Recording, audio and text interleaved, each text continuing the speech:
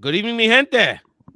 This is Ray Collazo and my intrepid co-host and producer of this special V-cast of the Founding Translation V-blog, V-cast. My compadre and producer of this special edition, Elbert Garcia. LB, Hey, I'm fired Ray. up, dog. Yo, I I'm want to telling you, rush it's great this to be extra here. inning. Great to be here. This is exciting. Thank you so much to my dear compadre and great friend and great activist in his own right, Elbert Garcia, for setting up this special V-cast. This is your host, Ray Collazo. For those not familiar, we host the now in the process of rebranding as the Founding Translation, not only podcast, but radio show, which you can hear at WPPM LP 106.5 in Philadelphia. We will be doing that show from my Facebook and social media watchers. We'll be doing that show with our regular co-host, Yaya Rivera, tomorrow at 8 p.m. Eastern, where we're going to really take a deeper dive into the crisis on the border and some local Philadelphia issues and some other topics. But we really wanted to, because we're going to do this anyway on social media, we really wanted to break down day one of the debates, which featured 10, yes, count them, 10 Democratic candidates. It happened in LB's second hometown, his current home in Miami, Florida. And some of that Miami fiebre was in the mix. We want to talk about that. Elbert Garcia, I mean, you were just miles from the event. I mean, do you feel the heat from what just took place? Yo, I mean, people were hyped. I think people were hyped. You saw a bunch of, and you've been seeing a bunch of watch parties. Different folks are doing it all day today. Folks were out in the streets. Really had a real feel as if the presidential race had already started. And so you saw folks doing a bunch of different things. You had over the last couple of days, different folks who were impacted by the different issues, really trying to kind of be out there. You had union folks organizing and out there. You had local progressives talking about what they were expecting to hear. You had a great community panel that She the People and New Florida Majority did in terms of specifically talking about women's issues and women of color leadership and what they were expecting. So Unidos US and Florida New Majority and other organizations are part of the Tax the Rich.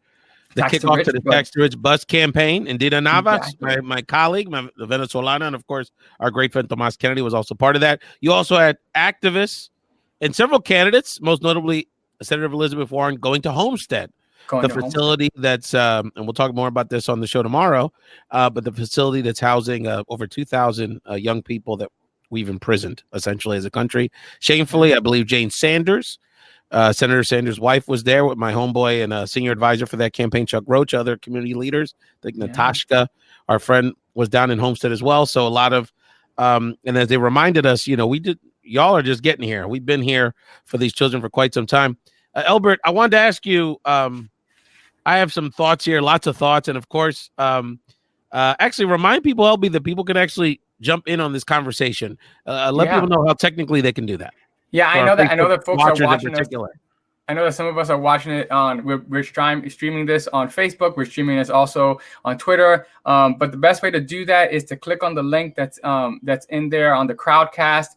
Register and quickly and jump into the chat room. And if you've got a webcam, we'll bring you on live as well. Yes. We'll invite you up on screen and get you up on there.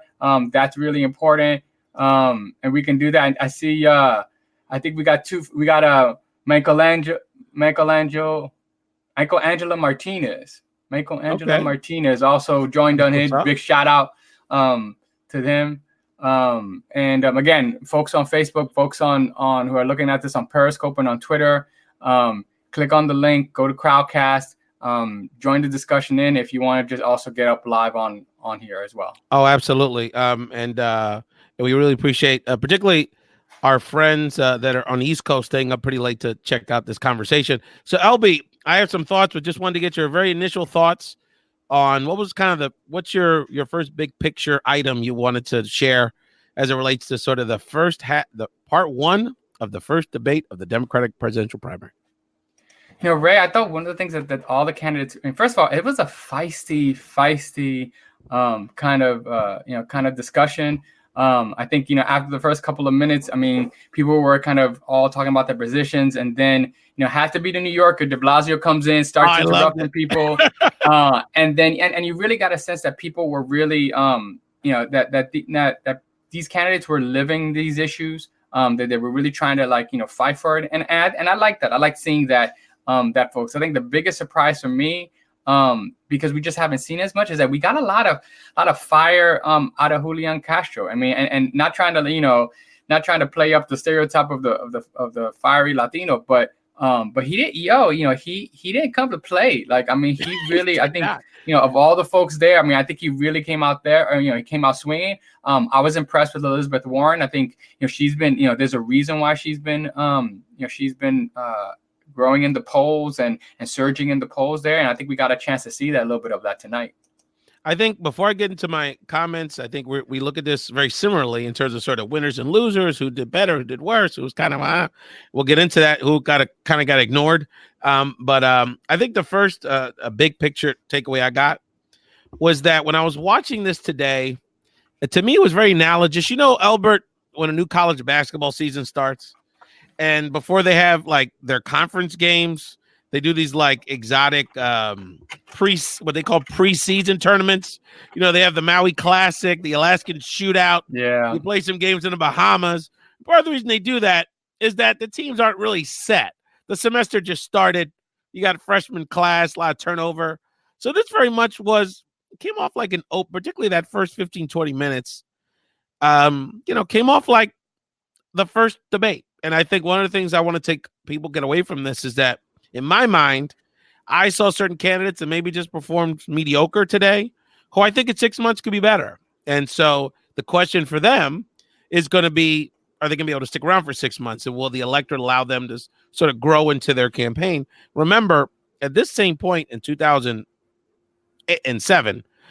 Senator Obama at that point was not the candidate he was in December of 2007 and leading up to the Iowa caucus. So that was kind of my first takeaway. A lot of nervousness. Apparently, and this from television, LB, that apparently everybody was very crunched together. It was a very tight stage. So there's a lot of nervous energy. I don't think anyone sort of hit it out the park, came out the block super strong. So that's the first thing. Let's not overread into any of it, particularly the first half of the first debate in the session. And then the second thing is that, and this is one of the things that the candidates that are able to stick around are going to have to do, is that they're going to have to connect with people on an emotional level, in a real level. There was still, people are working their material, right? So, and they tried to begin every answer with sort of relating on a personal story, and but there was a lot of these sounded like politicians, good politicians, progressive politicians. Yeah. But I think, I don't think anyone is on fire and sort of connected viscerally with anyone. Even though I think your buddy from New York could have had a shot at that. So those are it's hard. It's hard. I think as New Yorkers, those are the first thoughts I have. I think as New Yorkers, I think we see De Blasio with a little bit of a silver BS lining, right? I mean, I think that the issue. Look, the issue. He's a policy guy. He knows this stuff. I think there's no doubt that stages like this were made from him, were made for him to a certain degree. He knows how to speak, he knows how to run. Give it to him. I mean, he knows how to campaign, right? And I think he knows how to speak to an audience. But again, I think the question of always for De Blasio has always been his management skills, right? That being said, if you're talking about someone who's trying to create or build an inclusive team in New York, at least from the start, at least he's attempted to do that. Yeah, he's had some issues with Governor Cuomo, but at the end of the day, who hasn't? And so, I mean, I think that's certainly a discussion for another time in terms of pulling in all those New Yorkers and folks and kind of really seeing, because I think most New Yorkers are saying, look, you're having a tough time trying to run the city. Why are you even thinking about trying to be president? But run them trains, dog. I wish somebody had said that, like, are you supposed to get some trains running? He's out here talking. Yeah. What's interesting, and I think it speaks to it being the fact that De Blasio, I think, did relatively well. And I almost, independent of what I feel about him as a candidate, I almost feel like I wanted to hear more from him, frankly, because I think he was able to articulate a vision. I think he's good at TV, and I didn't realize that. I'm a Philly guy, I see him, but I don't really know him. And the way you do, certainly.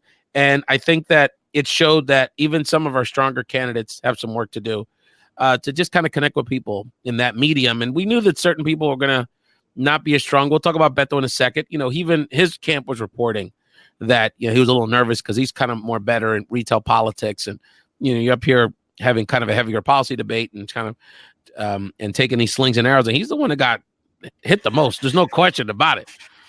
Really interesting. So, and don't sleep. I mean, it's a big stage. It's a big stage. I mean, we're not talking about it's physical. I mean, like, just in terms of being in the Arch Center, I mean, you've got these great musicals that come in, and I mean, like, it's a really great space. But there's a lot of people up there, and I think you saw it on the face of Tim Ryan when he was first speaking. I mean, Tim looked like a deer out of headlights. He looked shook.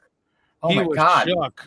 And he came back and he was okay, but I mean, just those first he got it together. But the way he was standing, and the bottom line, Tim Ryan, he's a congressman. Even though I think he had a good second half for him, but he's a congressman. But let's get into it. I think you remind people. Okay, I want to just have a moment to share this on Facebook. Remind people again, LB, how they can log in. If Ebly and Michael have questions, how they can participate in this conversation. Sure. If you're in the crowdcast room, on the side on the right, there's a chat space. Definitely ask a question. Let us know, where you're coming from also tonight. If you're following us on Facebook, we'll also put in the link again. But it's crowdcast.io/0626 post debate. I think that's the address. And just click on it. You'll see a little button that says join the discussion. And then either with your Facebook or your Google or create thing, you can, create a quick account and kind of log in. And again, kind of join in and under discussion. And again, if we've got a couple people here, those folks, if you guys definitely want to kind of join on and hop in, hop if you've got a webcam, then raise your hand and we'll pull you up on the stage. But let us also know in terms of what you're thinking about. So that's, again, go to crowdcast.io/0626 post debate. And again, I'll put the link also again on our Facebook and also via Twitter, which again, we're simultaneously broadcasting on Periscope and on Facebook. As well as on YouTube Live, right? We're on YouTube Live. And on YouTube Live, all on the Raised podcast pages of Absolutely. YouTube. Also, while we're out here, I want to give a shout out to the folks at Law at the Margins. Law at the Margins is a law and academic and activist media platform. We just did a webinar last week on abortion rights, and again, thanks to them for kind of hosting, at least technically, the platform here. I do some interactive work with them, and so again, thanks to Shantoli and her crew for letting us have this. Absolutely, Shantoli, very super helpful tonight with your assistance. Let's talk about the candidates. I think. Well, let's talk about Julian. I think we'll get into war in a second. The people I wrote down as the two winners tonight for different reasons. They're in different places in the campaign, and it's relative, right? But I think outside of the obvious, I think Julian Castro was definitely the biggest winner for the night. Julian Castro, came off like a leader. I think it's kind of the best way to put it. He came off like a leader. He wasn't afraid to push back on Beto, which I think was probably the highlight of the night. That interaction, that King es más macho moment entre lo Tejano, ¿verdad? San Antonio, El Paso. And I think he came off, particularly during the immigration segment, as not only just knowledgeable, passionate, but not afraid to state his truth. And it's interesting because Julian doesn't come from an immigrant rights orientation. His mother's, an English speaking, really from more of a traditional civil rights lane, right? And obviously being in electoral politics, being a mayor and secretary of HUD, so housing is really his expertise. But I think Julian, and then throughout the night, he showed strength. And by the way, not from a Latino perspective, the only person that uttered the word Puerto Rico all night, and really the only one that kind of really put a face and sort of a visceral, captured the emotions of what we're all going through as it relates to the immigration debate. So clearly to me, Julian walked on that stage as a sort of a 1%er, and he came off that stage like a candidate, a legit, second tier still, of course. But I think he's in the game now. There's no question about that, LB. Yeah, I think the thing with Julian too is that I think people, I mean, for a lot of people, this was an introduction to him. I mean, yes, they've heard whispers. Yes, they've heard that there's a. I mean, the DNC thing was what, 10 years ago or something? Like whenever 12. I mean, when he spoke at the DNC, which was his introduction, that was a long time ago. Right, and I think most people look honestly. I think most people, if you ask them who's the guy from Texas that's running, most people would say Beto, right? And so I think in that way, I think he opened up some folks' eyes. That this wasn't just some token candidate, right? To kind of stroke the diversity theories. He was coming in with some ideas. Right. He was coming in with some plans. And again, I was impressed is maybe not the right word, but it seemed like these candidates were trying to get their 2-second check off lists of like different issues that they were open to, right? And so it impressed me that he was the first candidate to talk about trans folks. I mean that when he was talking about I saw a lot of points on that on social media. It happened a few times tonight, and maybe it was just bad luck. But a lot of times Julian would say something, and then Booker would kind of basically repeat it. And then because then Booker wanted to jump in on the trans conversation, but Julian had already dropped that dime. And there was another conversation I think is related to immigration, where basically, and even criminal justice, Julian's the one that mentioned Sandra Bland's name, and Taquan McDonald's name, and talked about Charleston. And at the end, in the closing remarks, to me, he came off as strong as anyone, specifically saying, we got to knock out Trump, and saying adios a Trump. So I think, I think he captured a moment in time, being the first debate being in Miami. So I think the Latino flavor, it's like he's a Texas guy, but I think it was kind of home court for him. So I think he got into that moment, and I gotta give Julian a lot of props. Odds are he's not gonna win anything, in terms of this. But to me, I'm proud of him as a guy, Latino from the same, activist generation. We share the same great mutual mentor, Andy Hernandez from San Antonio. His mother's one of the greatest activists, community street activists we've ever had. I mean, I just love that woman.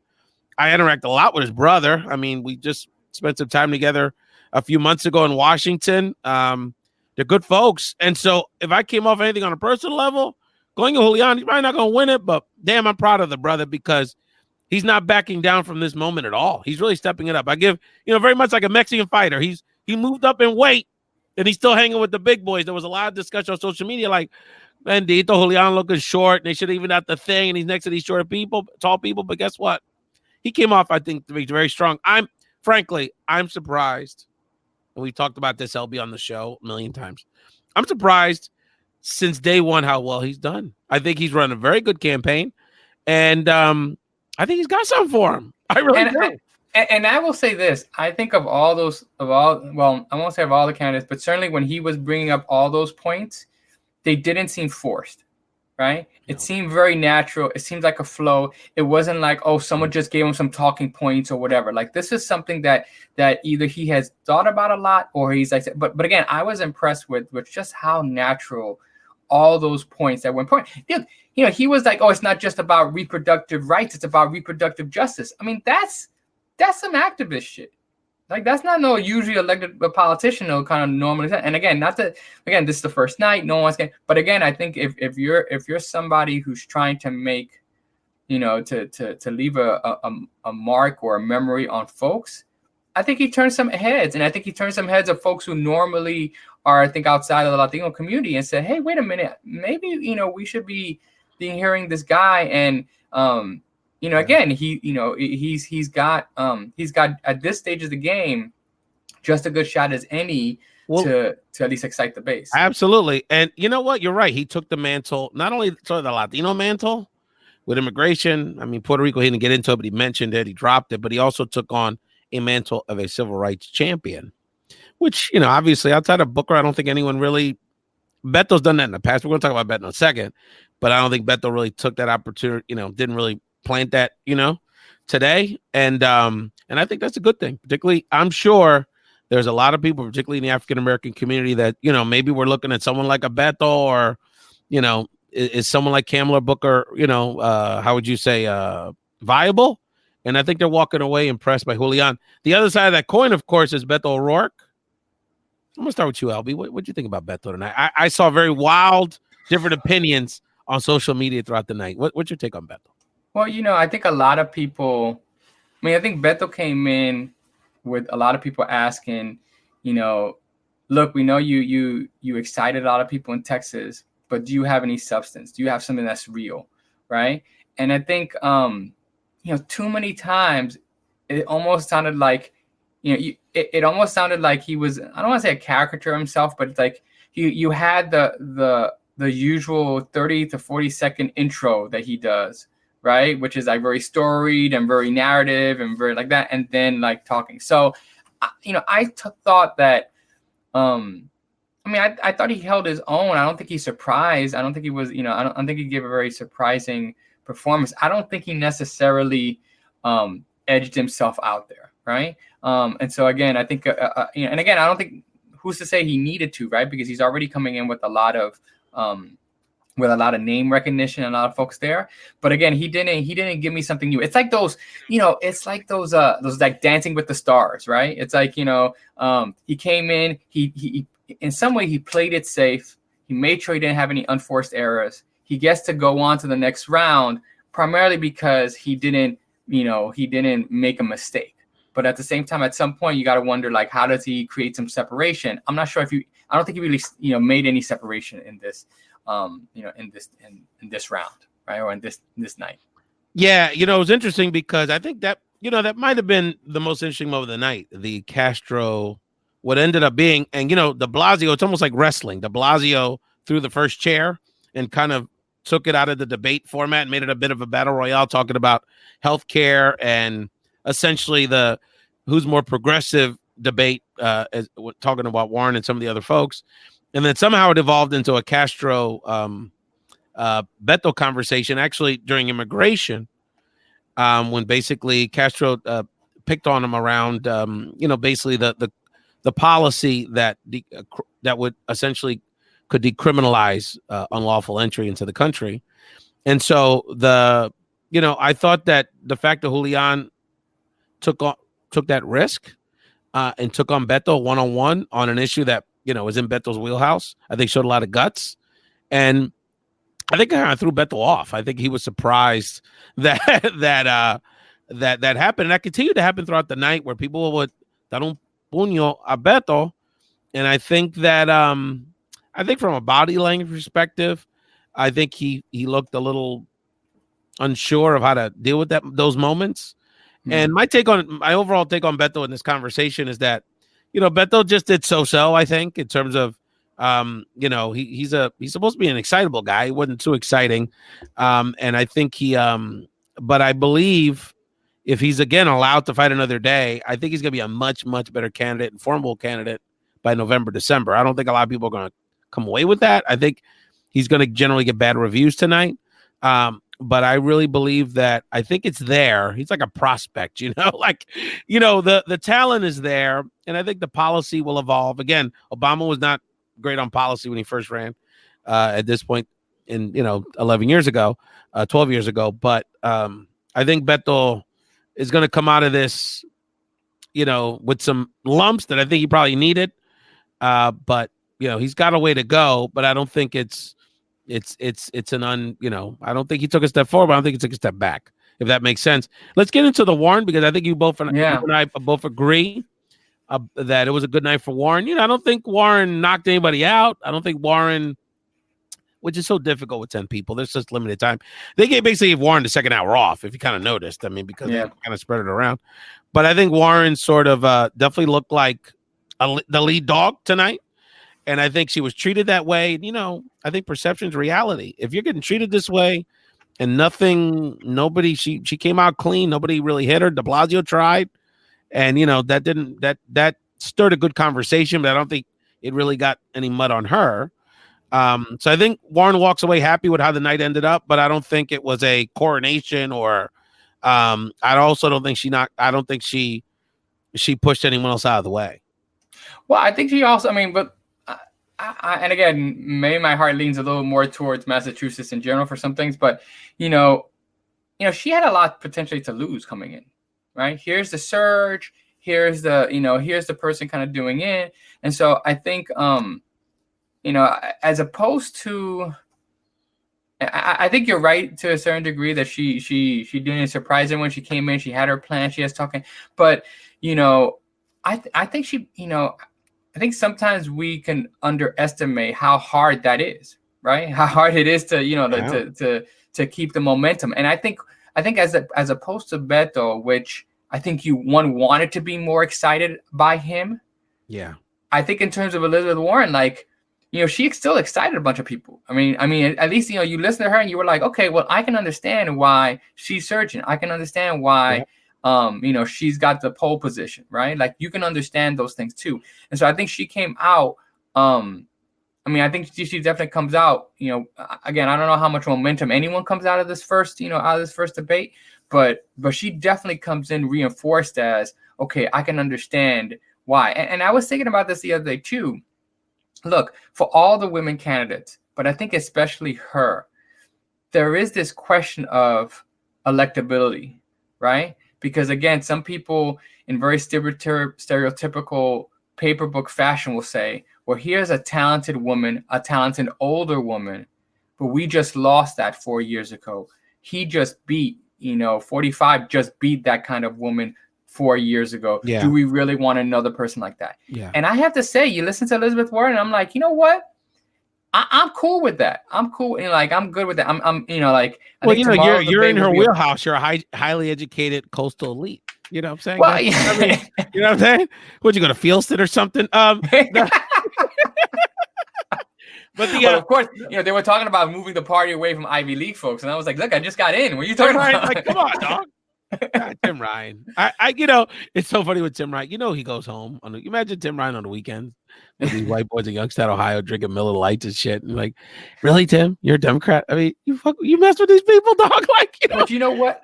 But this, I thought that was, and I don't know. Tim, you really want all these Mexicans here, Tim? That's really what you think, Tim? Let me see that. But the thing is, like, they didn't shy away from the working class, right? I think that was interesting, and I don't think they necessarily connected with that. But you have to almost appreciate where we are in 2020. Points. He's not making bad points, but the bottom line is, if somebody had the chutzpah to say, because really this is the issue, and Stephanie Martin Llanes brought this up on social media. I got to give Stephanie props because she articulated better. I'm going to articulate it. But basically is that, the other side's real clear. They spew the hatred. They're real straight up about their agenda. We talk policy. We talk around it. The issue here is that Tim's right?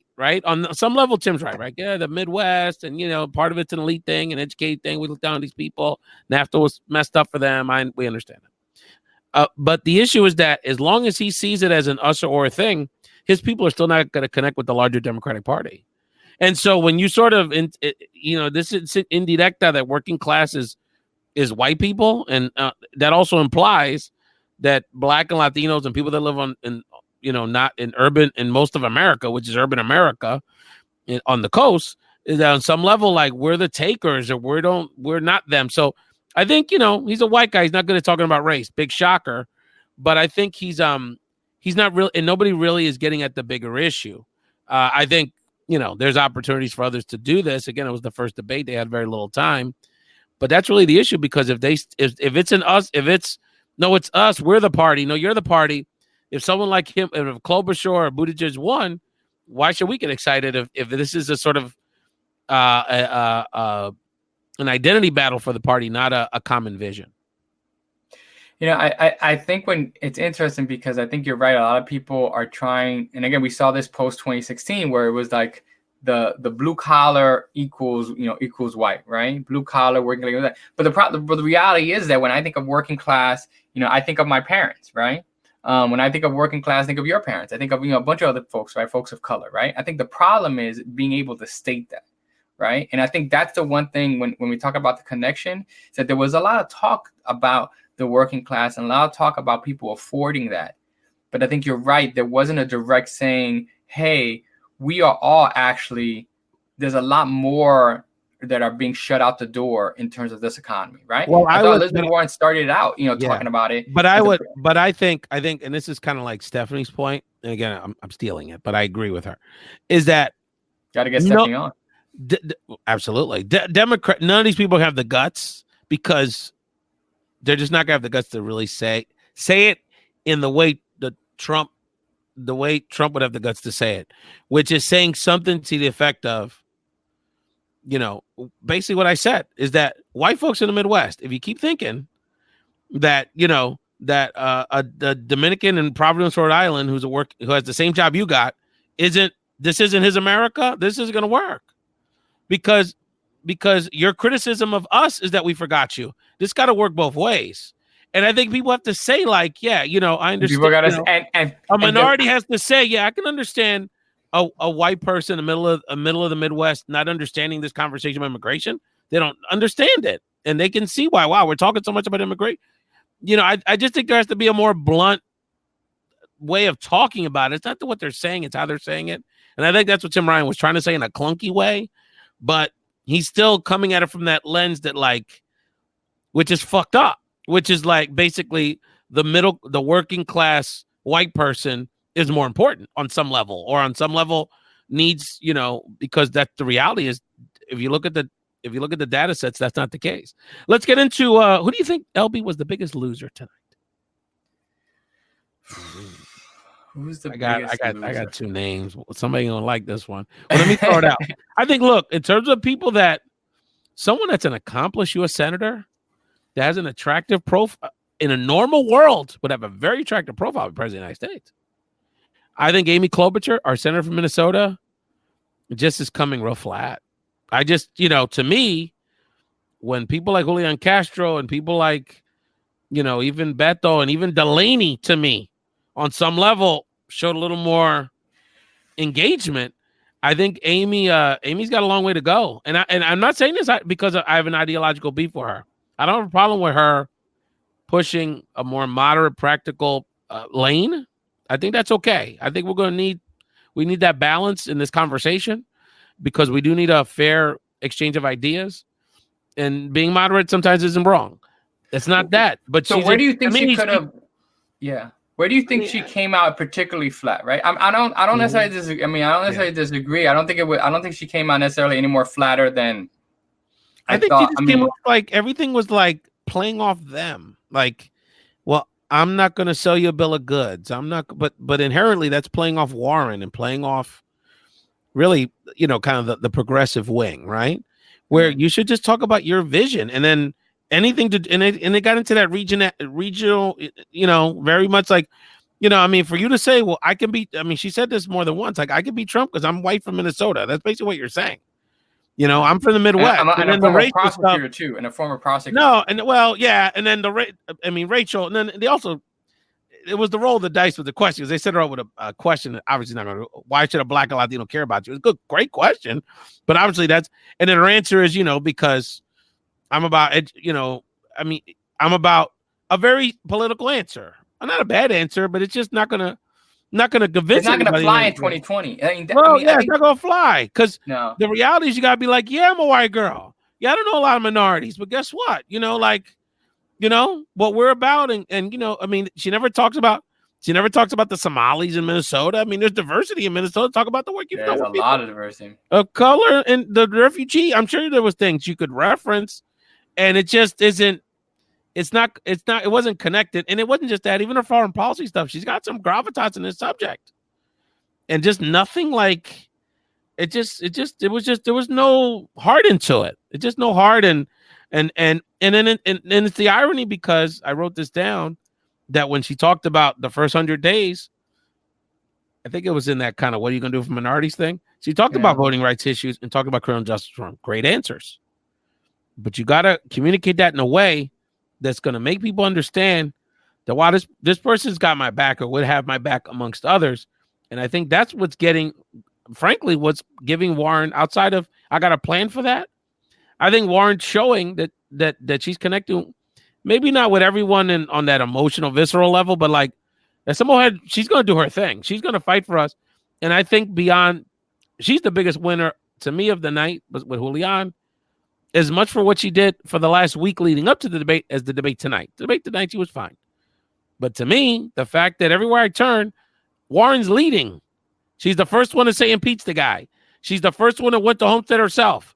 She's the first one talking about, student loans, or, kind of taking that bold stand. And the fact that at the very least she's taking these stands from a policy perspective, putting herself out there, I think says something. And there's a lot of times where people are kind of a half step behind on her. And I think that matters. I mean, it's a small point. And I think, honestly, it affected her debate performance. Because I think if she hadn't gone to Homestead Day in that heat, she would have been had a little more zip in her step tonight, frankly. Because she's not a young girl. But she went, and Bernie Sanders' wife went, right? It always just seems like she's like a half step ahead of everyone as it taking a stand and taking leadership. And I think that's what's putting her on this trajectory at the moment. Well, I definitely think that Senator, I think you're right and that Senator Klobuchar didn't show a spark, right? Didn't show much of a spark. Dude, even Tulsi, I think showed a little bit of a. Really? No, I mean, she got into that debate. When she got into that debate about like, I think she was with Lay about Iraq. Yeah. I might not have agreed with what she was saying. Yeah. I might not have agreed with what she was saying, but at least that there was she showed that she was. That was her moment in La Última Hora. She had a moment. Yeah, the last 50 minutes of the debate. I think who was the biggest loser for you? Loser is probably. I think I have in terms of expectations, right? I think the problem is I expected more out of Booker. I expected more out of Booker. Ding, ding, ding. So I would say in terms of you have to talk about a loser. I wrote Klobuchar and Booker. Yeah. Booker, talk to me. I got thoughts on it. Well, and again, I think I'm not.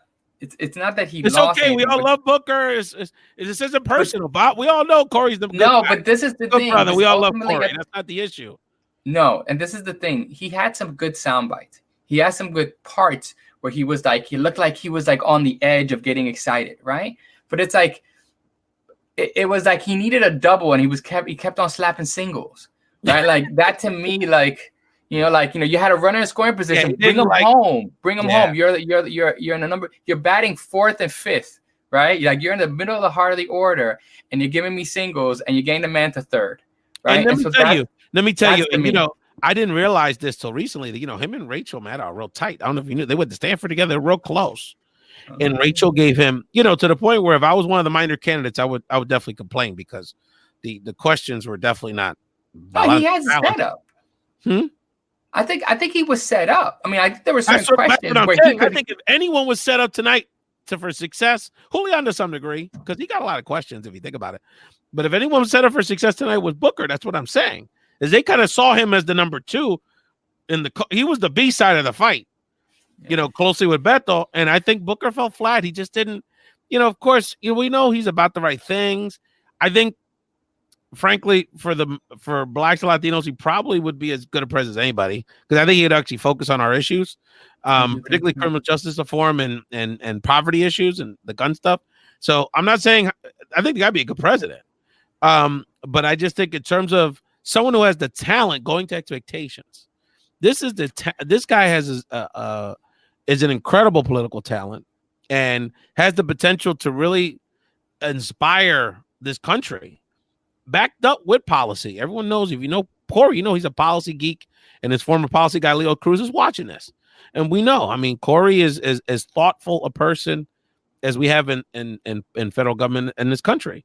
That being said, a lot of talent, a lot of good sound bites, but is the vision there? And I think, frankly, Corey sometimes, how do I say this? I think Corey sometimes pigeonholes himself too much as a black candidate in this context, because I don't think Corey needs to do that. I'm not saying he shouldn't bring up black issues.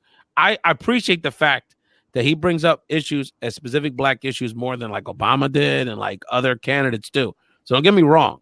I just think that he's not projecting to me the whole package. It's like you said. It's like he's got the potential to hit the homers. He's seeing a lot of good singles. Wow, that ball's lined through the field.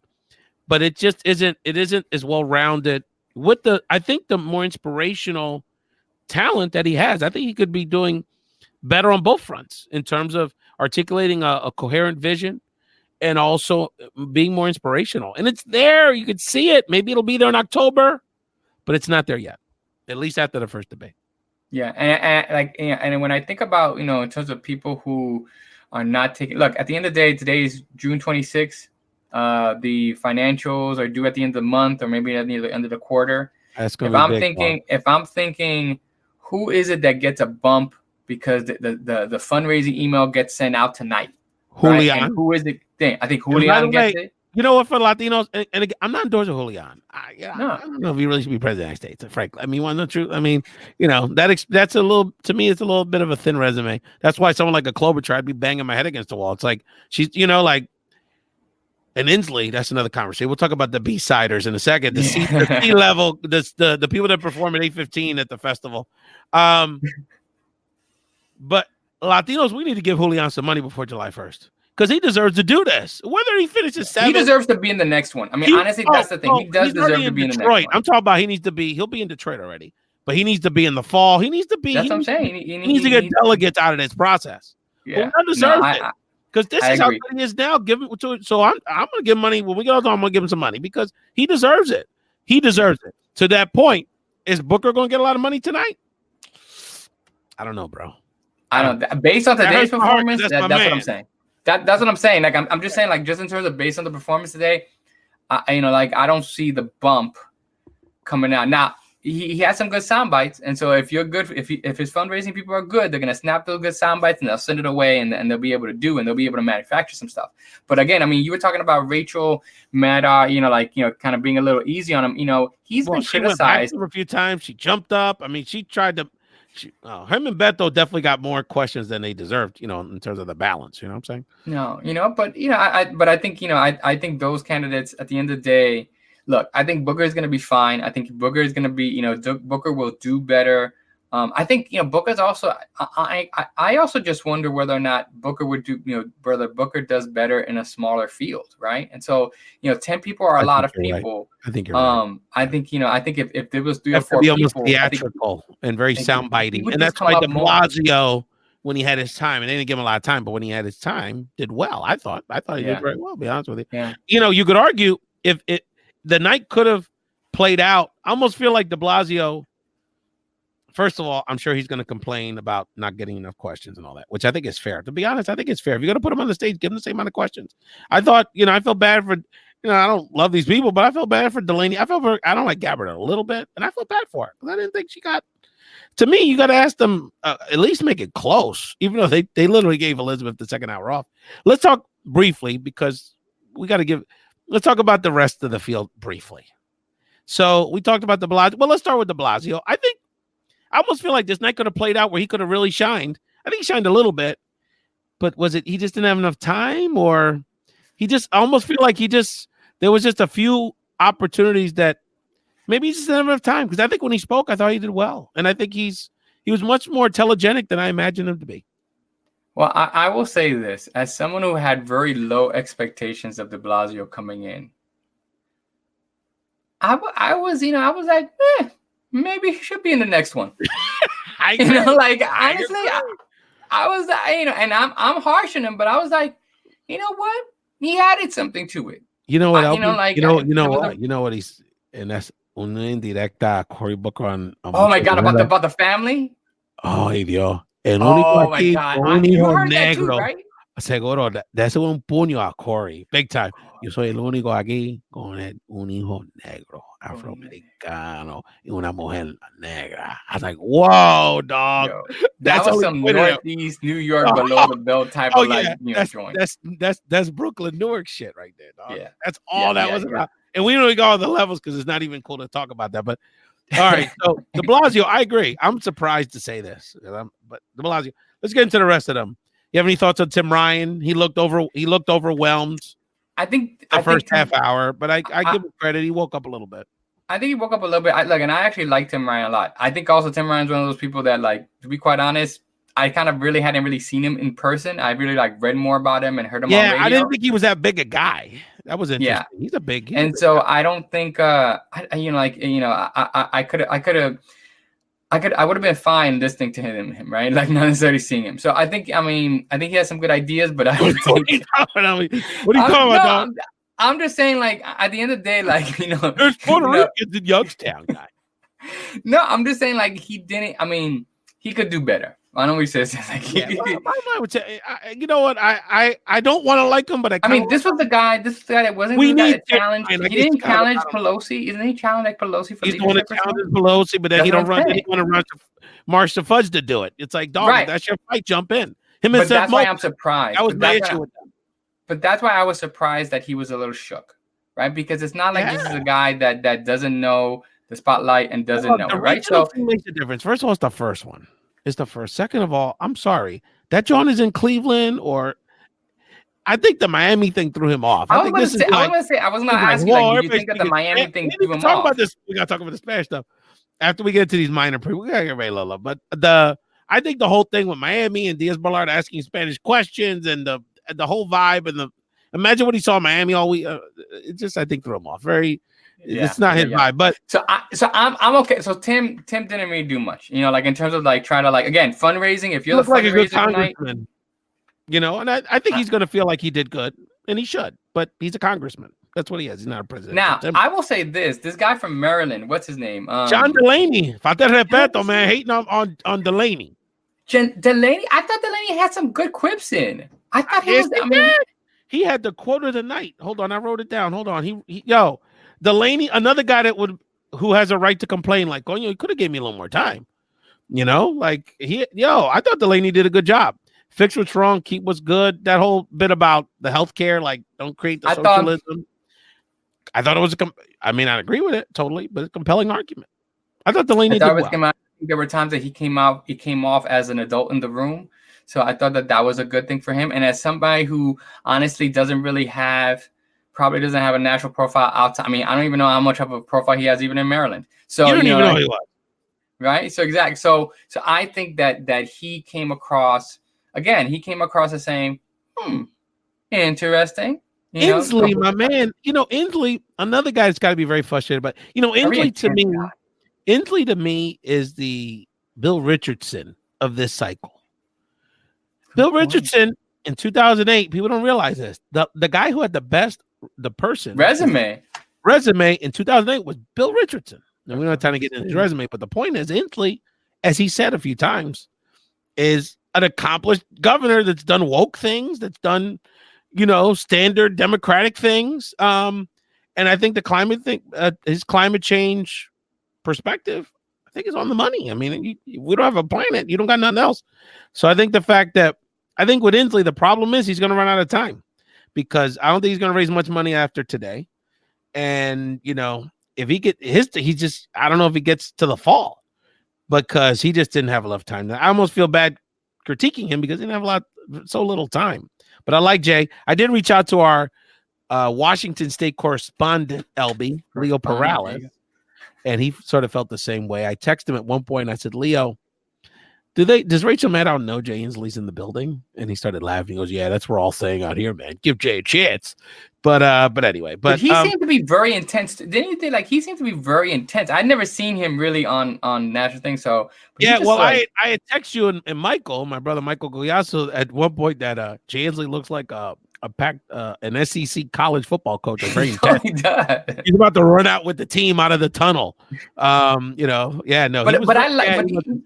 You know what? It was that first debate jitters, dog. Those big lights, dog. There were a lot of shook people on that stage. Well, I will say this, and in general, if people thought that this was the folks coming off the bench, right? Like if tomorrow's debate is the first, is the starting five, and this is when. Then I like the start. I like the bench. I think we got a good bench. There's a bunch of folks who are fighters, who are folks who are eloquent around their issues. I can totally see a couple of folks as secretaries. Yeah, and if they didn't win, being tapped as a secretary here, EPA there, HHS. I totally in terms of seeing those folks there. And so I think, again, this is my personal belief that at the end of the day, when the party is talking about what do we do in 2020. It's not about, because it can't be about just Trump. It's got to be about, what his government and who are the people that have been in there messing up. And I think part of the thing that the Democrats, I think did show tonight is that you've got some really talented people who could head some of these agencies and do some good, right? I mean, I think you're trying to find out who's going to be the top manager, who's going to be the CEO. Future senators, or future. Yeah. I mean, definitely these are folks there in terms of there. And I think, again, my frustration with the Democratic Party and Tom Perez sometimes is that, like, you got to run two races here. You got to run a race for the presidency, but you also have to make a bid in this day and age to tell people why your brand should be in charge of the whole kit and caboodle. And they're not doing that. Right. And I think these debates are a real good opportunity to be like, hey, we like Jay Inslee. Jay Inslee is an accomplished governor. He could easily be president. We may decide among us, but he's got a good. I mean, let's just kind of break down the check boxes. Governor, he's passed laws. He said himself, passed something around climate change, right? Healthcare, minimum wage, climate change, refugee. He's been good with the immigration stuff. And let's be real, a lot of white working class folks in Washington. Hello, the Apple State. So, again, I mean, he's a good guy. I like him. He got so little time. It's tough. And I think, him and Delaney and de Blasio at some point just held back. Like, there's only so much I can do. But, like, and that's not Ryan's style. But, like, they weren't able to show their best because they had to kind of, like, butt in to get attention. Quickly, Tulsi Gabbard, LB. Any thoughts? She's got a hard thing coming in. I think most people would agree that she shouldn't, I think some people believe that because of her positions, she shouldn't even be on the stage. I think, honestly, right? So I think, considering that, I think she did a good job. I think considering that, she had a couple of things in there. I think she did show, I think she showed grit. And I think that's what, and authenticity, and the truth of the matter is that that's what voters want. Going back to Klobuchar, that's Klobuchar's thing is grit. So you didn't even find Klobuchar. I don't know. Klobuchar didn't show much grit. I don't know. Maybe she was trying to eat some grit. This moment was picking on Ryan, which I thought was fantastic. Which seems like an extension of a cafeteria fight in the mess hall. That was fantastic. Let's talk about Spanish. I wanted to. I forgot to do it, but. I did want to put out there a sort of over and under of 3.5 to see how many of the candidates would say something in Spanish, and actually it would have been under because I think it was only 3. But LB, when you saw Beto begin his opening statement in Spanish and the look on Booker and Warren's faces, what were you thinking, brother? That was quite a moment. Got to give Beto a little props for that. You forget. I gave him props. He got brownie points in terms of that kind of way. Again, I think I think he's got. I think all these candidates got to think of themselves as, like, especially for the first one. What do you do? What's your goal? What's your joint? And I think the thing is that Beto, at the end of the day, he wanted to make. I think he needed to make the case that in a place like Miami, that he is just as much a Latino candidate as Julian Castro or anybody else, any other folks of color. Definitely a base play. I saw, well-intentioned Democrats, progressive white folks on Facebook like, what's all the Spanish about? I think they say that innocently, So, it's a base play because I don't know, there's certain people that doesn't click with. I thought the Booker Warren reaction was priceless, and then Booker jumped in with the Spanish. And got a lot of critiques on social media about his flow. I've heard it was not his best Spanish speaking day. I've heard him speak Spanish much more.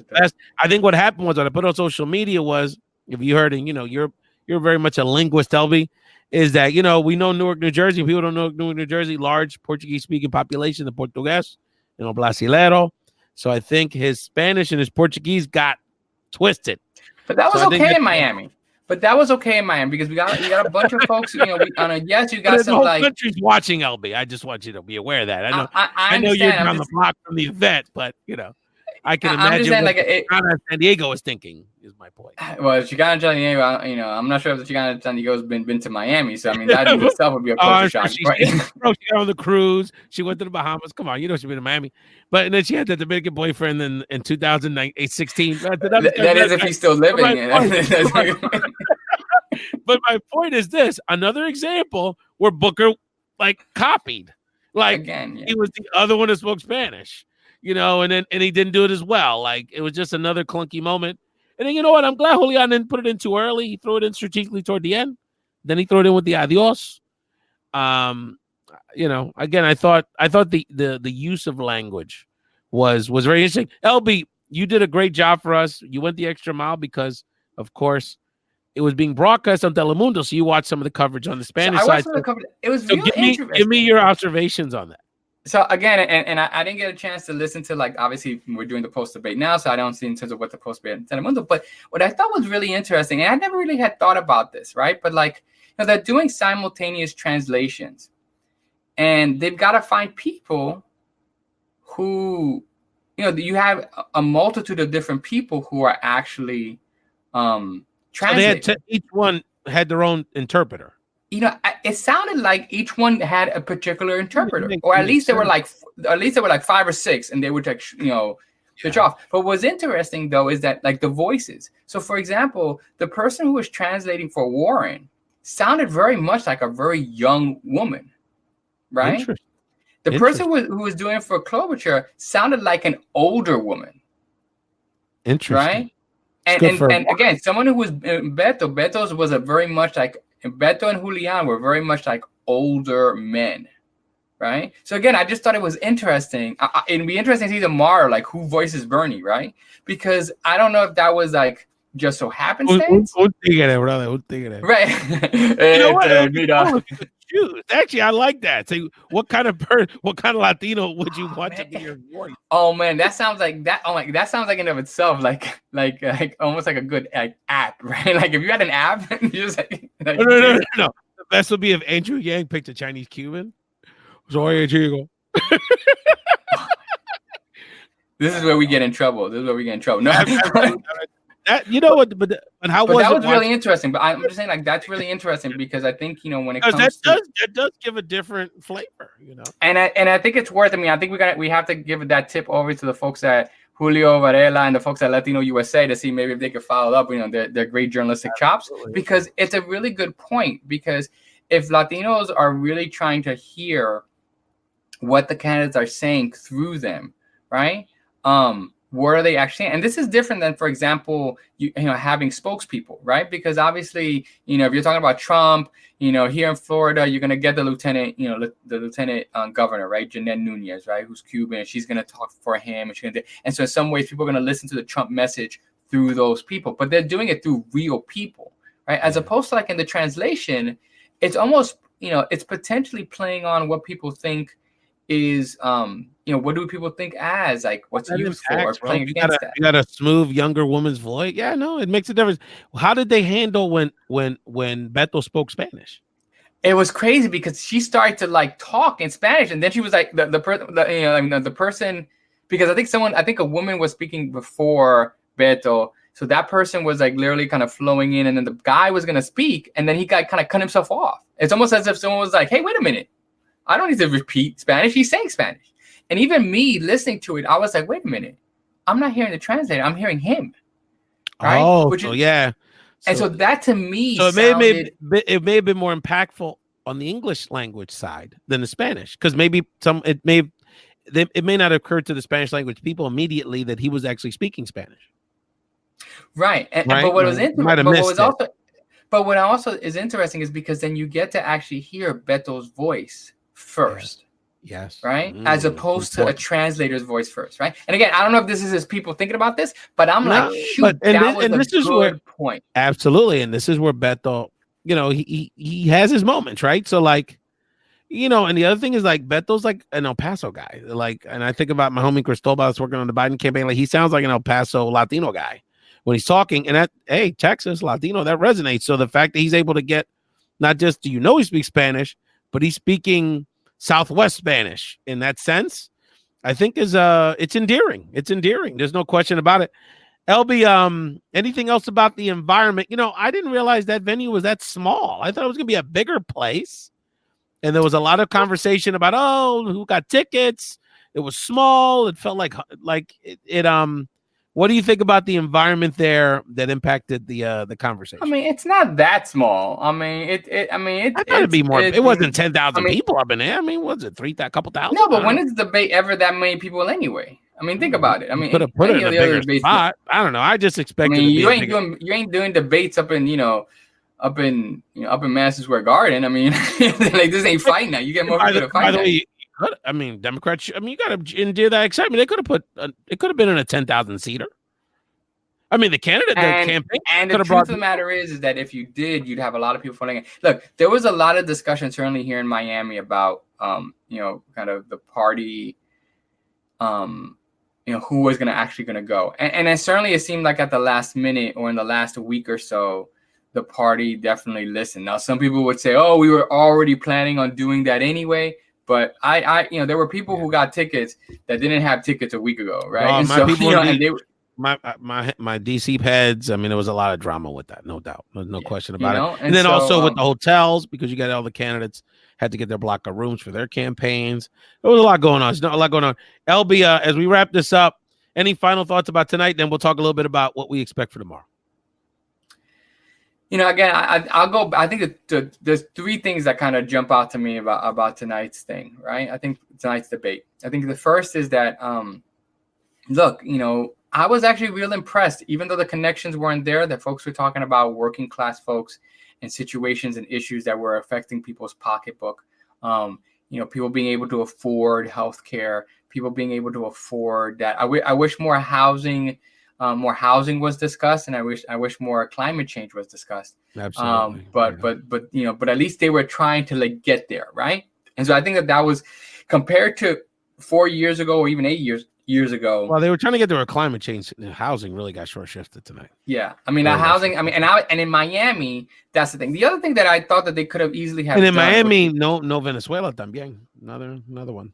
They didn't talk about Venezuela. And the other thing they didn't also do, which I think they could have, I think a candidate could have done but didn't, was there was Chuck Todd talks about parkland and guns, right? But literally 5 minutes away is like Overtown and Liberty City, African American neighborhoods, right, where folks are getting shot also daily as well, right? No one made that connection, or at least I didn't hear that connection. A few people brought it up, but I know what you're saying. I know what you're saying. Like it just, you're not connecting the dots. It was more about basically and it's also about the questions, because I think they did a disservice on those questions, because basically the argument Chuck always brings up, and I like Chuck, a good guy, but he does a good job, but that his whole thing was basically, and he asked this question a few different ways to a few different people. What are you going to tell white men about you're going to take their guns, Democrats? Like, I mean, we have to address that more head on than we are, but the fact that that's the frame, again, it's like it's through a white man's swing voter lens, this whole conversation, when in fact that's not the Democratic Party. This is Democratic. General election is different. Democratic Party is about minorities and people in urban areas and progressive people. So so we got to be real about who the audience is for this conversation. Well, it always can't be about the disgruntled white man one way, Right.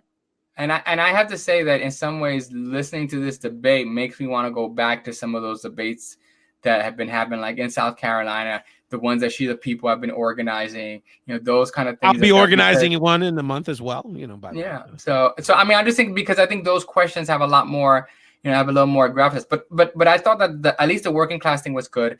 I think that definitely the bench overall seemed good. While some people were flat and some people were not, I think overall the quality of the candidates. Yeah. Nobody looked like a clown. Even de Blasio. Nobody looked like a clown. And I know a lot of people look too much like politicians, but they are politicians. So. But they are. But and I know that some people have been questioning and I'm being one of them. Why the hell do you have 20 people, 22 people, whatever? But I came across today saying, you know what? All right, let's do this, right? It's democracy, F it, right? And I appreciated, having, at least the discussion, because people have to answer these questions, right? And that staff then has to prepare and research, right? And people have to do. And so in terms of the overall apparatus that is the campaign and coverage and things like that, then it actually is a pretty good thing. It's part of us, I think, as folks of color who are professionals, who are organizers, who are people who work the system, to then take advantage of these moments, right? These moments that people are doing. Well, I'm glad all these campaigns are out there, because I want all my people to get paid to work on them. So I'm good with that. I will say this, and then we'll get into what we're thinking about for tomorrow, is that I forget my train of thought, but the bottom line is that it was the first night, and there's a lot that we need to discuss. All I did want to mention was, to that point, as it relates to sort of who's the audience, is that not nearly enough education, and really not enough from a millennial younger person perspective, which which is half the Latino electorate and a big chunk potentially, if we mobilize correctly, of the Democratic base. Elbert, quickly, tomorrow night, what are you expecting? What are you excited about? Who are you looking out for? Talk to me, brother. Well, this is it. Like if today was the opening act, tomorrow's the people see it as the main show. I'm definitely looking. I'm looking to see. I'm looking at a couple of things, right? I'm looking to see does Bernie have it again, right? Does Bernie have it again on the stage? On the stage, right? At the end of the day, all this stuff. But does he have it again? Because running twice is hard. Right, like being the candidate again, and let's be real, Hillary won the last time before. Many people think that he should have been the candidate anyway, right? So just in terms of as a virtual presence, is he there to take us to the promised land, right? I mean that I think is the question. I think in terms of who I'm really wanting to have a really good show of force, I want Kamala Harris to have a good night. You know what? That's what I wrote down. I think in particular. Because of thinking about this Miami frame, this Latino diverse immigration frame, and thinking about how, quite honestly, Booker just did okay. Nothing didn't. I think they almost feel like on some level they kind of wanted him to kind of be the story, and Julian ended up being the story. And now you're talking about, as I think about it, you're not gonna have anyone on stage speaking Spanish. I mean, Yang may throw it in or something, but you don't got nobody that's that comfortable with the immigration stuff the way even Booker and Beto and Julian are. You're gonna have a very white guy heavy top list of, and Harris has an opportunity to take a moral have moral high ground on civil rights issues, potentially even immigration because of California. Yeah. And her civil, and being a champion of civil rights, right, as a black Asian woman. But she's got to take that ring, brother. She's got to take advantage of this opportunity because Klobuchar and Booker didn't tonight. So I think you're absolutely right about that. The other thing is Mayor Pete had a rough week. I think he's reeling. And again, Mayor Pete in Miami, that diversity piece, so he's gonna have to figure out a way to talk about those issues. It'll be so fat. The immigration debate tomorrow is gonna be really interesting, really, because you got people, nobody here, even Harris, it's not their thing, and I could see where Sanders feels he has a good opportunity. The other thing is that in terms of the B-siders, I mean, I don't think anyone, I think everyone comported themselves well tonight as like at least a legit person. I got a feeling one or two of these people tomorrow are going to look short. Hickenlooper, Swalwell, potentially. I think even Gillibrand. Your girl Gillibrand is on the ropes, my man. So what do you think about any of the B people who you're looking for? Well, talk to me about Mayor Pete. Talk to me about Mayor Pete. Mayor Pete is in an interesting spot right now. Pete's in an interesting spot because I think Pete comes in a little bit like, lack of a better term, like a poor man's Beto, right? Like in terms of like media. Whereas he looked like a rich man's Beto 10 days ago. Right. He looked like the guy that could draw that generational contrast. Now he's reeling. He has to play defense as it relates to race and basically minority issues, diversity issues, when he didn't need to do that 10 days. He could have been on the offense if this debate took 2 weeks ago. But I think, and it's what happens when you run for, it's what happens when you run for office as a mayor, right? I mean, at the end of the day, right? And not a mayor of a big city like New York or Philadelphia or whatever, but as a mayor of South Bend, right? I think, again, Pete has the potential. Is he going to be more Amy Klobuchar, or is he going to be, like De Blasio or even Julian, right? Like like where does he stand in terms of tomorrow? I think if he's gotten the question, I mean, I don't know. I mean, because I'll be quite honest. I think I've seen him do well on TV. I've also seen him do badly. So the question is, like, which Mayor Pete will we see tomorrow? And I think to your point earlier, and I'm glad you brought up Bernie. Bernie has an opportunity. Thinking about this Booker dynamic right from today.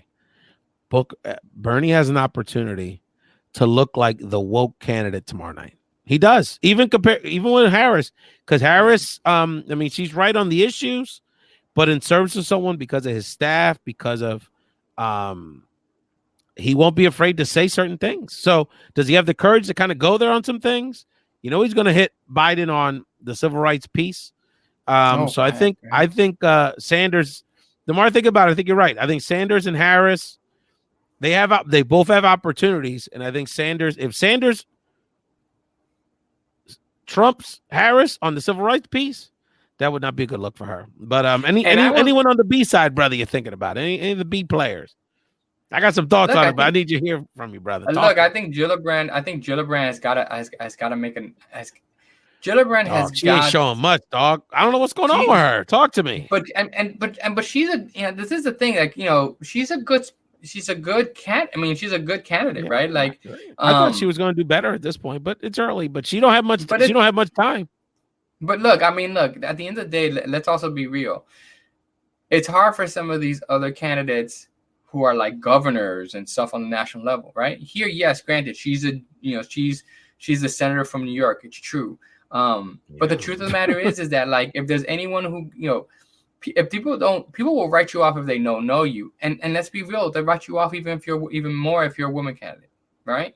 And so I just think that she's, I don't think she's had an opportunity to really like be in the same room in terms of hanging out with folks until they're in the conversation, because most people aren't thinking of her in the conversation.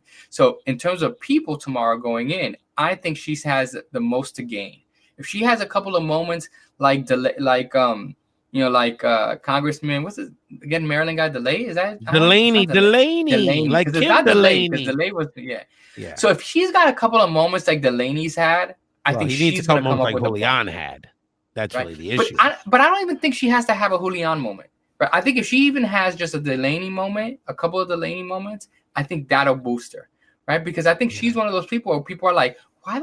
Or even like the Blasio, because people are like, why should you even be in the room? Why are you running? Yes, you're a good senator. But why are you even running? Yeah. Well, that's the thing, right? Because in a different way, that progressives and Democrats, some Democrats don't trust Tulsi.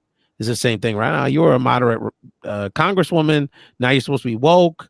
And then people of color, and it seems like she's trying too hard to be woke. And it's like, well, you're still a suburban white woman. You can't lead us. And there's a lot of different. But then you're not really the progressive candidate either. But then she hasn't found her lane. She hasn't found her lane. The women thing solely being the suburban white mom ain't the lane yet. Well, the thing is that I think in the Senate, she has made a name or attempted to make a name as certainly someone who has stood up for, women's rights and trying to lead on that issue. She gave, she was the one in some ways that was the big, the big push to get Senator Franken, to resign. Yeah, she shanked that dog, that man. Yeah. Let's say she was wrong, but she shanked the dog. No, but you know what I'm saying. So I think that's the thing. I think Marcy Project style. She got grit. It's not that. It's just that we haven't seen that. So again, I think if we see that, then people will be like, okay, she deserves to be in the conversation. I just have no idea if she's gonna do it. Yeah, she has a shot. But honestly, I think she's one of those kind of people that if she has a bad night tomorrow, or she doesn't have a, if she fumbles or whatever, then people are gonna be like, you got to go back to New York. This is my prediction on my B-siders. You heard it here first. Marianne Williamson. Marianne Williamson is the only candidate out in this mix that's going to say it the way it needs to be said. I'm going to tell you that right now. None of y'all know who Marianne Williamson is, but if they give her the chance, and I don't know if they want to give her the chance, they're going to shut her up because she's going to say things. She's the only one in this race that's blunt enough to say it the way that it needs to be said to penetrate the consciousness of people in these conversations. This woman knows how to communicate. This woman has nothing to lose. And I'm telling you right now, my man Yang, I got a soft spot. I'm part Yang gang. I'm going to tell you. That's my man right there, dog. And I'm not saying I support him, but I love the way he approaches things. I love his thoughtfulness. I love his approach. I love his style. I think he's an authentic guy. I don't love I like a lot of his ideas, and I think we need to, and he thinks outside the box. And I'm telling you right now, Democrats, NBC, they're not going to get them. They're not going to give that man a lot of questions. They don't want him to shine, dog. And he's going to have to get aggressive and say it like it is. But I tell you what, if Yang tomorrow pulls a De Blasio.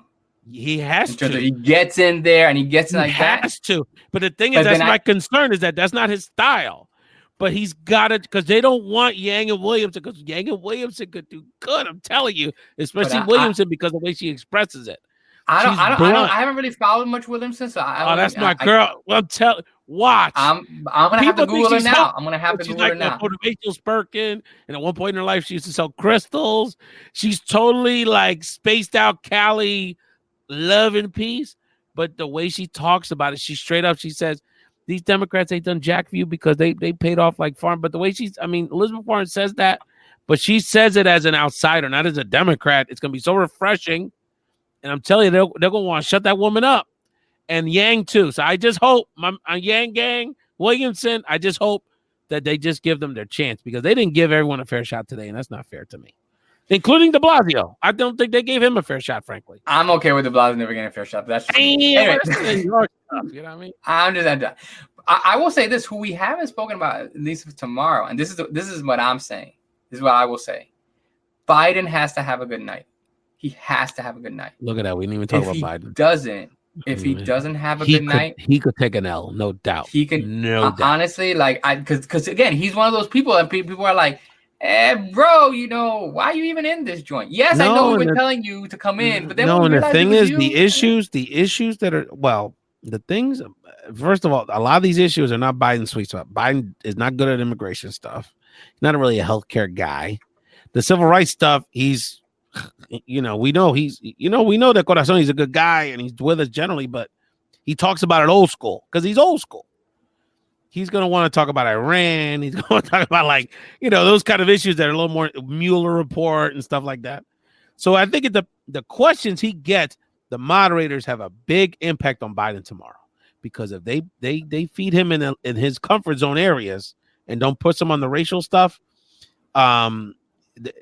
they really have a big impact on how Biden comes off tomorrow. I really believe it. I want to say this, and this is if I've got to, I don't like to make, I'm not as bold as you are when it comes to your predictions, but I will say this is that he can't, if we hear the same shit from Biden that we always been hearing from the same shit, then his trending is going to continue to go down because his trending is down while Bernie and Warren is going up. Even some of the others, Castro. If he can't make a dent as to why people are like, hey, yeah, Uncle Joe still is our best shot. That's what some people are going to people like. He's got to be able to say that, right? Because if he can't come up and be progressive and authentic, then I think that again he'll still be there. He's got enough money to be there through the fall. I'm not saying he's going to be in the mix. He has the potential of going out like Jeb Bush, that's what I'm gonna say, right? He could having the money, having the stuff, but just being. I've always believed that. The other thing is that he's, I'm thinking about this as like a tournament, as a series, right? Because this is Miami, so you can have a little more of an immigration flavor. The immigration homestead's right there. By the way, he hasn't gone to Homestead yet, I don't believe. Nope. Okay. And anyway, it's that top end shit ain't working for me. Warren shows up. To me, that means something. But he's also thinking the next debates are in Detroit, and he has this thing that he's down with black people. He has this thing in his mind that's his. He thinks it's his strength, and the reality is, in this generation, that's a real generational divide because of older African Americans that. And Detroit's not the same city Detroit was 10, 15 years ago either. There's a lot of entrepreneurs, there's a lot of entrepreneurial folks. There's big Muslim population. You're right. It's on there's a tech element, gentrification. There's a lot of dynamics, but I'm just saying that he's thinking, well, if this is the Latino one, I'll do better in the black one because that's more my comfort zone, urban America, black folk. I don't know. I think he just thinks old school. So I think you're right. But I think it's the questions. Because in certain sections, he's going to do well. Nobody's going to do better than Iran. Bernie and foreign policy, and even these other people, he's going to do well with that foreign policy. That's Biden has got these people by a long shot. And then and certain other issues, the Mueller, the mechanisms of the Senate, like the Mueller and the Senate filibuster, that's Biden. You can't fade that. But I could see a lot of platitudes, a lot of patronizing comments with the racial stuff. Referendo mucho Obama. Mira, mañana might get hot. I think mañana might get heated, man. But who's the one who has the moral authority to throw that punch? Does Harris have the guts to do it? Is she the best to do it? She could. I mean, I think she has the guts. I think she has the guts. I'll tell you one thing. Start, dog. I'll be very surprised. I'll be very surprised if Harris doesn't have a couple of jabs in there. I just would be very surprised. And Biden's gonna be like, "Well, you were the prosecutor. You don't want to throw black people in jail." Yeah, and then and let it get that way. You know what I'm saying? But she's not afraid. Of course. But he have the guts. Saying? When she can make him forget it, she can do, like she work it out. Like she's not afraid of that joint. Well, Biden have the guts to punch back to her. That's the thing. As the black woman, she's gonna be the only minority that's Canada. I mean, if I'm his advisor, I'm like, bro, that's a no-win scenario. But you're just gonna take the punch? I don't think he's just gonna take the punch, dog. He had the discipline against what's her name back in the days, the Alaskan lady. What was her name? He was good with her with that. Oh my god, we forgot her name already. Remember he debated her. He did a good Balancia with that. He was also like 10 years younger, 15 years younger, right? Whatever. Yeah, but he, so he might, but and then the group dynamic, there's gonna be a lot of people punching. There's no other haymaker people like Hickenlooper and Swalwell. Swalwell might throw some punches. He might throw some punches. But anyway, brother, this was awesome. I mean, I'm down with doing this tomorrow. I mean, I'm gonna be exhausted, but I'm down doing it tomorrow. If you're down, I'm fucking hype as shit. I think if we can get one or two other folks on this, joint, I think that'd be good. I think if we can get some of our journalist friends like Marlene Peralta or some other folks, absolutely. I'd be real interested here. I'll make a couple of calls, see if I can pull in some folks too. Because I'll be real interested, especially in terms of the comparison, because I think tomorrow night will be a good sense. I mean, you'll get a good idea of also not just in terms of how night 2 was, but also in the comparison of the entire field, right? Absolutely. No, I'm down if you're down. So we'll connect. I'm gonna be on the radio show 8:00 Eastern. So I'll be on Facebook at 8:00. WPBM with Cheryl Rivera. We're gonna focus more. We'll talk a little bit about the debate stuff, but focus more on the immigration crisis. We're all going through a lot with that, and we didn't discuss it here. Maybe a little lighter, a little later. We want to get into the political nerd stuff, but I want to really have a leadership, a real personal, spiritual. We need to have a little therapy on that because we're all going through a lot of stress on it, and then we also have to be the activists, right? And there's a lot of other issues we'll talk about on the show with Yashira.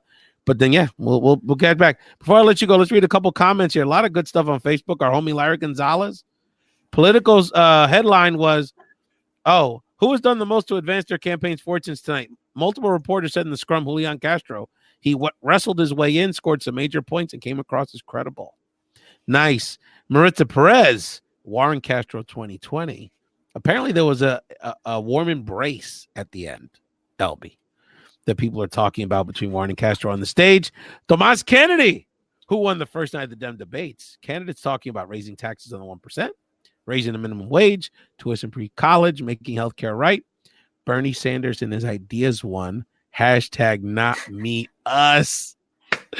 I love it. This is so awesome. Key point from the debates, Rolando Cantu from Texas. Speaking Spanish does not win you the Latinx vote. It's the issues such as healthcare, education, and other issues that affect us on a daily basis on our vote. I agree with that. Fernando Trevino, our homie, very sharp political analyst. Castro and Warren took the night, followed by Booker and de Blasio. I agree with de Blasio. Loved the Warren Castro hug at the end. Hint, hint. O'Rourke disappointed. He's right about that. Looking forward to hearing Biden, Harris, and Buttigieg tomorrow night. I'll just add in. I want to hear Marianne Williamson and Yang Gang. I love the novelty acts. Elbert, this was fantastic. I want to thank our friends that watched. I know we'll have to scroll through our Facebook. There was a lot of people that watched this. Will this stay on the page? This will stay on. So we can forward it to people tomorrow morning. We can forward it tomorrow. It'll be on YouTube. It stays on YouTube, basically. Right? It'll stay on YouTube, folks. The things are there, so it'll all be all. Oh, so this is this is like a morning show. This is like the Breakfast Club for Latinos here. This is fantastic because we wake. Okay, so 5 a.m. I'll be forwarding it away. You'll be pointing out and telling people stuff like that. There, LB, this is it, brother. We gotta do this. You're fantastic. You're an incredible talent, a great friend, and I'm just glad that we were able to do this, and it was great to have the first debate in Miami. I'm glad Latinos got a little shine out of that, and but we got a long way to go, brother. People, you sleep, and you gonna blink, and we're gonna be talking about Detroit in a month, but tomorrow night, or actually tonight, later today, A lot on the line. I think this raises the stakes. LB, thank you, brother. Any final thoughts? Ray, I think it was. I think you couldn't have said it better yourself. I think Miami is a great way to start, and again, I think there's a bunch of other conversations that have to be had around this. Most notably, especially it's starting in Miami, but there's a huge question mark of whether or not even Democrats are even trying to invest in Florida. That's a huge question whether they should or we're shouldn't. We're gonna keep banging on it because the bottom line is we're gonna have to do it ourselves, dog. The more I'm thinking about this, we need to have those conversations, and we need to have on these platforms, LB. We need to have some, and I know that's our thing, but we need to have these conversations with the Black community specifically, and the Asian American community, and the Muslim community, and say we got to do this ourselves. And as we all know, and this is the Asian American electorate is becoming more impactful and by the way, is more progressive than Latino voters. Well, we know that from our time at Columbia. I mean, you know that. It's those people leading the way. Asian, Jane, Toma. It's true. And I think at the end of the day too, I think when you talk about in terms of us leading this conversation, that's part of the idea why you have platforms like Law at the Margins, why you have platforms like your talk show, because at the end of the day, both of us we know a whole trailer of folks who should be now on MSNBC talking post debate. Well, we're inspired by Tyler Perry here. We're just gonna make our own MSNBC. How about that? We don't need them. We don't need them. By the way, Lacero Campos shared thehill.com. Search interest for Julian Castro surges by 2,400% during first debate. That's the bottom line. Let's give it up for Julian, dog. Julian, my brother, I was skeptical. I'm gonna tell you straight up. And I like you. We got mutual mentor, your fam, your mom, my heart. I love you. We know how much love we got for San Antonio. And I've spent many a time being around these people and being in the same. We have a million mutual friends. And I was like, damn, bro, with that resume going for president, and when I see you for a minute, why don't you take the shot against Ted Cruz, run for against Cornyn? We all said that, right? I got to give my man credit. He's running a good campaign. And tonight wasn't just this night. If you've been paying attention and listening to what we've been talking about, LB, on our show, is that Julian has been running in very much a Warren type of tortoise in the hair kind of thing, has run a steady, good campaign with substance, with leadership, with bold policies.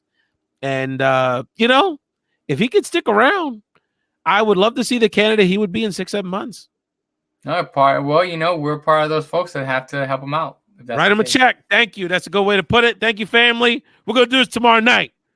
Woo! I'm still so excited. This is so exciting. I want to back it up, though, for the first debate. You could have given me another hour. I would have been fine with it. I wanted to hear more. So that's a good thing. I did. Good job, fam. Thanks for joining us on our maiden voyage here on the VCast. Peace. See you tomorrow.